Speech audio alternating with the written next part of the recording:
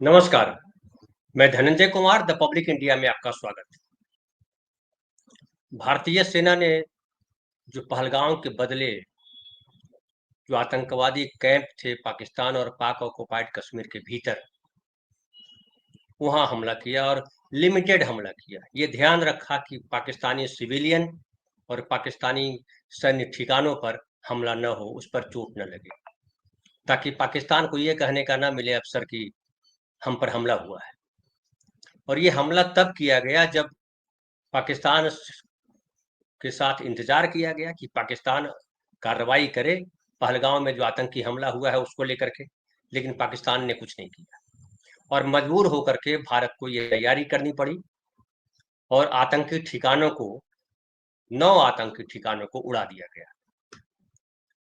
पहले कोई 70 बोल रहे थे, कोई 80, कोई 90, इतने लोग मारे गए। लेकिन आज जो सर्वदलीय बैठक में जो राजनाथ सिंह जी ने बताया साथियों को, जो विपक्ष के नेता थे, उसमें कहा उन्होंने कि 100 के करीब मारे गए हैं आतंकी, और उसमें बड़े बड़े आतंकी मारे गए, उनके परिवार के लोग मारे गए, तमाम मारे गए। हालांकि पाकिस्तान का कहना है कि ये सिविलियन थे उनके, पाकिस्तान उनको सिविलियन माने, लेकिन हम जानते हैं कि वो आतंकी थे और भारत में लगातार वो वारदातें करते रहे हैं। अजहर मसूद जो है उसको तो बाकायदा हमने छोड़ा था जाकर के। अब खबर ये है कि हम तो वहां तक मार करके चुप हो गए थे कि ठीक है भाई, हमने आतंकी ठिकानों पे हमला किया और हमने बदला लिया। हालांकि ये भी है कि एबीपी न्यूज की जो खबर है उसके अनुसार कि कुल जो है भारत की सेना ने, या कहिए भारत ने, इंटेलिजेंस ने 21 आतंकी कैंप चिन्हित किए कि पाकिस्तान और पाकिस्तान ऑक्युपाइड कश्मीर में कुल आतंकी कैंप जो चल रहे हैं उनकी संख्या जो है 21 है, और हमने अब तक 9 पे हमला किया है, 9 को बर्बाद किया है। 12 आतंकी कैंप अब भी बचे हुए हैं। मैंने सवाल किया था अपने प्रोग्राम में कल कि क्या हमारी कार्रवाई पूरी हो गई, क्या जितने आतंकी ठिकाने थे पाकिस्तान के भीतर और पाकिस्तान ऑक्युपाइड कश्मीर के भीतर वो सब तबाह हो गए। उसको लेकर के ये न्यूज आया कि नहीं, 21 आतंकी कैंप थे और उसमें से 9 तबाह हुए हैं, 12 अभी भी बचे हुए हैं। मुझे लगता है भारतीय सेना को या भारत सरकार को बचे 12 आतंकी कैंपों को भी खत्म करना चाहिए, क्योंकि जब तक चूहे का बिल बंद नहीं करेंगे तब तक सांप हमारे देश में घुसते रहेंगे। और ये जरूरी है कि उन आतंकी कैंपों को, जहां अपराधी पाले जाते हैं, जहां आतंकवादी पाले जाते हैं, जहां भारत के खिलाफ जहर उगला जाता है, जहां भारत के आम नागरिक को निशाना बनाने के लिए जहर उगला जाता है, उनको खत्म किए बिना रुकना अच्छी बात नहीं होगी। हालांकि पाकिस्तान जो है वो इतने पर भी रुका नहीं। कल नेशनल असेंबली की मीटिंग बुलाई थी परसों, फिर जो है वो लंबे लंबे डायलॉग मारे पाकिस्तानी प्रधानमंत्री ने और कहा कि हम लड़ना नहीं चाहते, लेकिन अगर हम पर हमला हुआ तो हम छोड़ेंगे भी। बाद में फिर आया, उन्होंने कहा, जो पाकिस्तानी जनता को संबोधित कर रहे थे उसमें उन्होंने कहा कि हम बदला लेंगे। और आपको पता होगा कि जो सीमा पार से जो लगातार गोलीबारी होती रहती है, सीज फायर तोड़ते रहते हैं पाकिस्तानी सेना के लोग, खास करके कश्मीर इलाके में पूंछ सेक्टर में 15 से ज्यादा लोग हमारे मारे गए हैं, हमारे सिविलियन मारे गए, हमारे भारतीय नागरिक मारे गए। कई सारे लोग घायल हैं, अस्पतालों में जो है उनको भर्ती कराया गया है। बाद में सुरक्षा के तौर पर गृह मंत्रालय ने वहाँ की मिनिस्ट्री से, वहाँ के जो मुख्यमंत्री हैं, वहाँ के जो राज्यपाल उपराज्यपाल हैं कश्मीर जम्मू कश्मीर के, लेह लद्दाख जो ऑटोनोमस बॉडी है, वहाँ से भी संपर्क किया गया और कहा गया कि अलर्ट रहिए।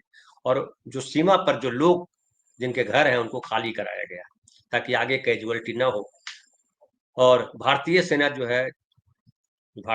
है, जो सीमा सुरक्षा बल है, वो तमाम हाई अलर्ट पे हैं और वहाँ सिक्योरिटी बढ़ा दी गई है, सर्च ऑपरेशन चल रहा है। और खास करके जो पाकिस्तान के लाइन ऑफ कंट्रोल और अंतर्राष्ट्रीय सीमा से सटे सियालकोट और छब सेक्टर में सीमा से सटे दर्जन भर गांव खाली करा दिए गए। पूरी रात इन इलाकों में सेना, सैन्य वाहनों, पुलिस के वाहनों, दर्जनों एम्बुलेंस की आवाजाही दर्ज की गई। इन इलाकों के सभी अस्पतालों, पुलिस स्टेशन अलर्ट पर थे, क्योंकि मालूम था कि पाकिस्तान जो है अपनी नीच हरकतों से बाज नहीं आए। सर्वदलीय बैठक जो हुई उसमें हालांकि प्रधानमंत्री नहीं आए और इसको लेकर के मल्लिकार्जुन खड़गे जी ने आलोचना की इस बात की, और होनी भी चाहिए। इतना महत्वपूर्ण घटनाक्रम चल रहा है, पाकिस्तान और भारत के बीच युद्ध होने के आसार हैं, और प्रधानमंत्री अगर सर्वदलीय बैठक में नहीं आते हैं तो ये निराशाजनक है। राजनाथ सिंह, गृह मंत्री, तमाम लोग थे, और विपक्ष ने कहा कि हमें जो बताया गया उतना ही हमने सुना, हमने कोई सवाल नहीं किया।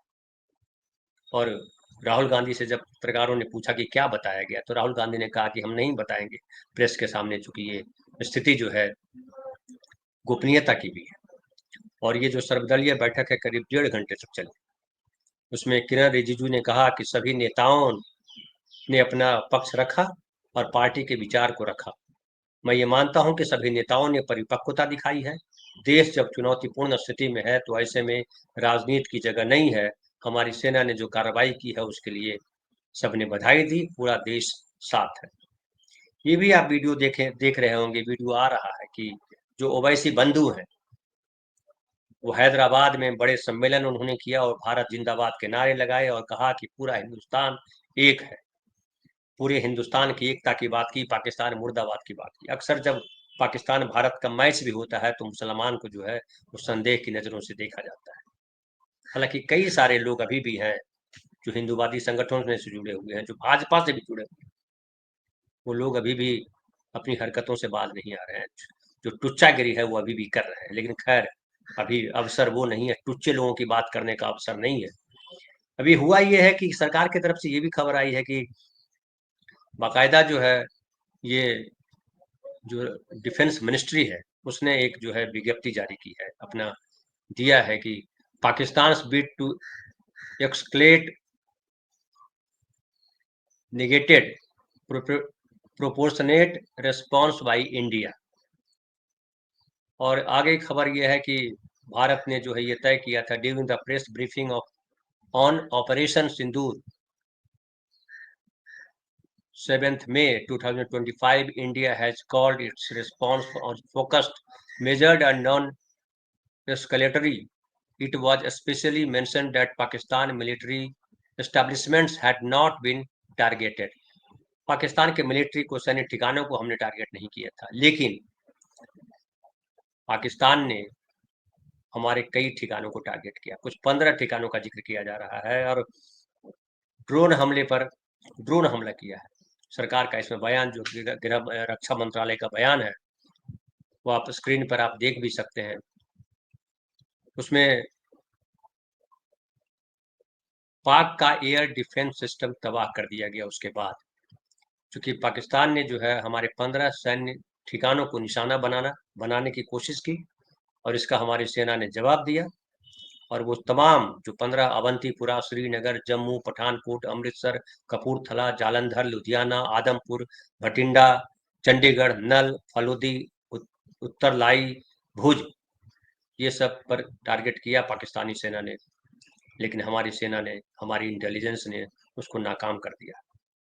और उसके बाद अब जो है भारत ने जवाबी उसकी कार्रवाई की है, जवाबी हमला किया है, और कई जगह जो है पाकिस्तान के भीतर, एक तो ये है कि उसका डिफेंस सिस्टम पूरा तबाह कर दिया है ड्रोन हमला करके भारत ने। फिर जो है, जो पाकिस्तानी जियो न्यूज है उसने कंफर्म किया कि 3 एक्सप्लोजन इन लाहौर, लाहौर में 3 विस्फोट हुए हैं। India appears to be striking deeper inside Pakistan. तो अब समझिए एक तरह से ये वॉर वाली स्थिति आ गई, क्योंकि पाकिस्तान बार बार वो लगातार ये करता रहा कि हिंदुस्तान को वो शिकार बनाता रहा, कमजोर समझता रहा, हमले करता रहा, और उसको लगा कि ये जो छद्म युद्ध हम करेंगे इसमें हम भारत को नुकसान पहुंचाएंगे, क्योंकि भारत की जो नीति है वो शांति वाली नीति है। भारत किसी से युद्ध नहीं चाहता है, भारत अपना प्रोग्रेस चाहता है। लेकिन पाकिस्तान जो है वो लगातार इस क्रम में लगा रहा कि भारत को कैसे परेशान किया जाए, भारत को कैसे डिस्टर्ब किया जाए, डाइवर्ट किया जाए, युद्ध की तरफ खींचा जाए। अब इस चीज के पीछे कौन कौन देश हैं ये भी पता है, और चीन जिस तरह से खड़ा हुआ पाकिस्तान के साथ, तुर्की खड़ा हुआ है पाकिस्तान के साथ, कतर ने भी पाकिस्तान का समर्थन किया है, और भी कई देश हैं जो छुपे हुए हैं जो पाकिस्तान के साथ खड़े हैं। बेसिकली वो पाकिस्तान के साथ खड़े नहीं है, वो भारत के खिलाफ खड़े हैं, वो भारत की बर्बादी चाहते हैं, भारत को युद्धों में भटकाना चाहते हैं, ताकि भारत की जो प्रोग्रेस है, जो आर्थिक उन्नति है, वो बाधित। चूंकि जो आर्थिक तरक्की कर रहे देश हैं या जो संपन्न देश हैं, उनको सबसे ज्यादा भारत चुभता है, इसलिए कि भारत बड़ी आबादी है, भारत बड़ा विकासशील देश है, और भारत तेजी से तरक्की कर रहा है, और यही उनको नहीं पच रहा है। लेकिन पाकिस्तान जो है अपनी कीमत पे ऐसा क्यों कर रहा है, ये अफसोसनाक है। हालांकि पाकिस्तान के जो सरकार है, जो चुनी हुई सरकार है, उससे ज्यादा ताकतवर पाकिस्तान की सेना मानी जाती है, और कहा जाता है कि सेना के बड़े बड़े अफसरान जो है वो 2 नंबर के धंधे में इन्वॉल्व है, उनका ड्रग्स का धंधा है, और तमाम हथकर्म वाले धंधे वो लोग करते हैं, और इसीलिए पाकिस्तानी सेना भारतीय जो वहाँ के नागरिक हैं, जो पाकिस्तानी नागरिक हैं, उनकी परवाह कम करती है, उनकी परवाह नहीं के बराबर करती है, और जहाँ जहाँ कुछ कहीं संकट होता है, तुरंत भारत पे जो है वो हमला कर देते हैं, छद्म युद्ध शुरू कर देते हैं, चूंकि बाकी किसी से लड़ नहीं सकते। अब जो है अफगानिस्तान भी उनको चुनौती देने की स्थिति में। अभी कल देखिए 12 पाकिस्तानी सैनिक मारे गए। ये बलूच जो संगठन है, लिबरेशन आर्मी है, उसने ये कहा कि हमने मारे। तो उधर से भी घिरा हुआ है पाकिस्तान। पाकिस्तान के भीतर अपने स्टेट्स में अंतर विरोध है, और वहाँ विद्रोह चल रहा है, लेकिन उसको उन सब से भटकाने के लिए भारत पे हमला करता रहता है, ताकि वहाँ के नागरिकों का ध्यान उससे हट जाए। पाकिस्तान में कितना असंतोष है अलग अलग राज्यों में, और भारत के भीतर जो है वो दुश्मनी क्रिएट करता रहता है। भारत के भीतर जो है वो ऐसी स्थिति क्रिएट करता है जिससे भारत परेशान हो जाए। और ये देख लीजिए कि जिस तरह से इस बार जो हमला हुआ, और पहलगांव में 26 हमारे लोग मारे गए, उसमें हिंदू मुस्लिम झगड़े की बात कराई उसने, और कोशिश की कि धर्म पूछ करके मारा। हालांकि हमारे यहाँ के जो गोबर बुद्धि लोग हैं, उन्होंने कहा कि धर्म पूछ करके मारा, जाति पूछ करके नहीं मारा, और हिंदू मुसलमान करने की पूरी कोशिश की गोबर बुद्धियों ने। लेकिन हमारी सेना, उसने बड़ा सही जवाब दिया, और जो कुरैशी को बुलाया अफसर को, और एक और महिला अधिकारी, दोनों ने मिलकर के जिस तरह से प्रेस कॉन्फ्रेंस किया, वो मैसेज दिया कि हम हिंदू मुसलमान एक हैं। उसके अलावा जो मैंने ओवैसी का जिक्र किया, उन्होंने भी जिस तरह से, या जिस तरह से कश्मीर के मुसलमानों ने एकता का प्रदर्शन दिया और भारत के साथ, देश के साथ अपनी उपस्थिति दर्ज कराई है, ये भी बड़ा उदाहरण है। और ये जो जम्मू कश्मीर में जो आतंकवाद आया है, उससे ये तथ्य है। हालांकि गोबर बुद्धि इसको नहीं मानते हैं, वो गोबर बुद्धि अपनी बुद्धि लेकर के आते हैं, लेकिन सच ये है कि वहाँ मुसलमान ज्यादा मारे गए बनिस्पत हिंदुओं के। कश्मीरी पंडित ने वहाँ खाली किया, अपना घर छोड़ा, उनको खाली करवाया गया। जगमोहन की सरकार के, जब जगमोहन वहाँ उपराज्यपाल, जगमोहन जम्मू कश्मीर के राज्यपाल थे, तब ये सब घटना हुई थी 90s के दशक में, जब बीपी सिंह की सरकार थी, और बीजेपी भी उसमें साथ थी। हालांकि ये लोग दूसरों पे आरोप मढ़ते हैं, लेकिन जगमोहन उसके बड़े जिम्मेदार थे, और ये वादा किया था कि हम कश्मीरी पंडित जो है उनको वहाँ हम बसाएंगे। वो अब तक पूरा नहीं हुआ, लेकिन अभी उस पर चर्चा करने की जगह नहीं है। अभी मूल चर्चा ये है कि कश्मीर के जो आवाम है, जो नागरिक है कश्मीर के, वो हिंदू मुसलमान में नहीं फंसे हुए, वो देश के लिए लड़ रहे हैं। और जो पाकिस्तान वहाँ से गोलीबारी कर रहा है, वो भी ये सोच करके नहीं कर रहा है कि वो मुसलमान है इसलिए छोड़ दें। वहाँ सब सीमा पे ज्यादातर मुस्लिम है, और उनको मारा जा रहा है, और मरने वाले ज्यादातर मुस्लिम है उसमें। तो ये जो अब तो एक और हुआ कि एक शिक्षक की वहाँ उस गोलाबारी में एक मौत हुई, और ये जो चैनल वाले हैं, जो गटर मीडिया वाले हैं, वो कह रहे हैं कि वो एक और आतंकी मारा गया, जबकि सही बात ये है कि वो वहाँ शिक्षक था एक मदरसे में। तो मीडिया भी जो है कम नहीं है। और आप जानते हैं वो जो एक हैं यूट्यूबर हैं, और वो हालांकि ऑल्ट न्यूज चलाते हैं, वो, उनका नाम है मोहम्मद जुबेर। मोहम्मद जुबेर ने बाकायदा की लिखा, वो फैक्ट चेकर है वो।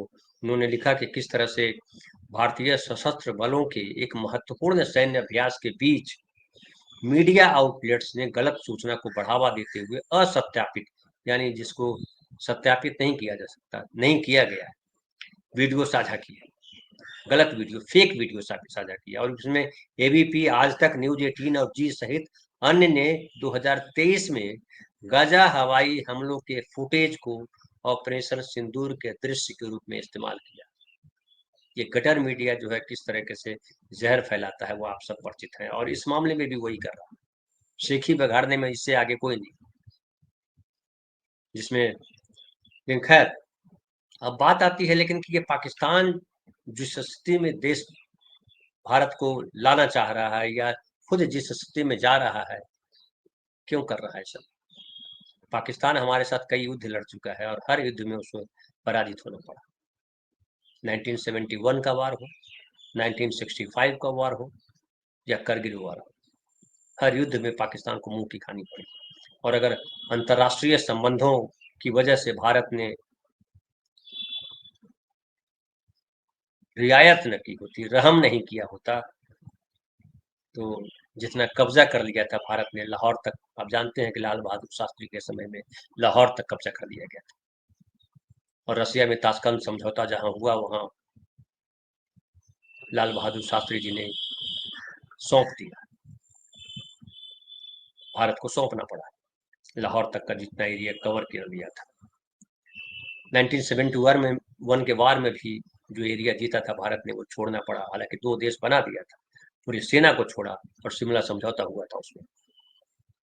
लेकिन जैसे एक निर्लज होता है हमारे यहाँ उसको बोलते हैं ढीठ, कितना भी लात मारिए उसको फर्क नहीं पड़ता है, फिर वो कपड़ा झाड़ करके वैसे ही खड़ा हो जाएगा। यही स्थिति पाकिस्तान की है।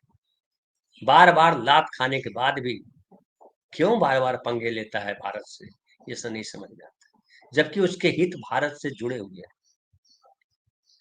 भारत की संस्कृति, उसकी अपनी क्या संस्कृति है, क्या इतिहास है पाकिस्तान के पास? पाकिस्तान का इतिहास वही है जो भारत का इतिहास है। आजादी की लड़ाई का इतिहास भी उसका क्या है, वही है जो भारत का इतिहास है।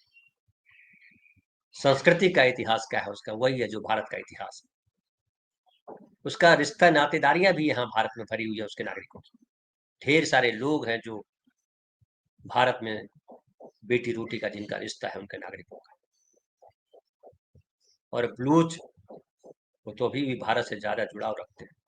खान अब्दुल गफ्फार खान को अगर पढ़िए और याद कीजिए तो उन्होंने जब पाकिस्तान अलग देश बना तो बहुत रोए और गांधी से कहा कि गांधी आपने हमें धोखा दिया, आपने कहा था कि हिंदुस्तान बटेगा नहीं, और गांधी चुप रहे, क्योंकि बंटवारा गांधी की मर्जी से तो हुआ नहीं था।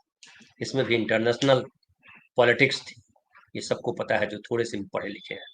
गोबर बुद्धियों को नहीं पता, गोबर बुद्धियों को यही पता है कि वो गांधी ने देश को बांट दिया नेहरू के लिए, जो कि झूठ है, पढ़िए तो समझ में आया।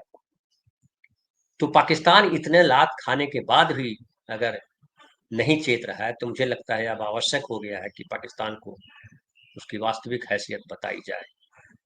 लेकिन मैं युद्धोन्माद नहीं फैलाना चाहता, मैं नहीं उस तरह से बात करना चाहता कि भारत पाक युद्ध हो, भारत और पाकिस्तान के बीच युद्ध हो, ये हम नहीं चाहते हैं। हमारा देश भी नहीं चाहता, हमारी सरकार भी नहीं चाहती और हमारी सेना भी नहीं चाहती।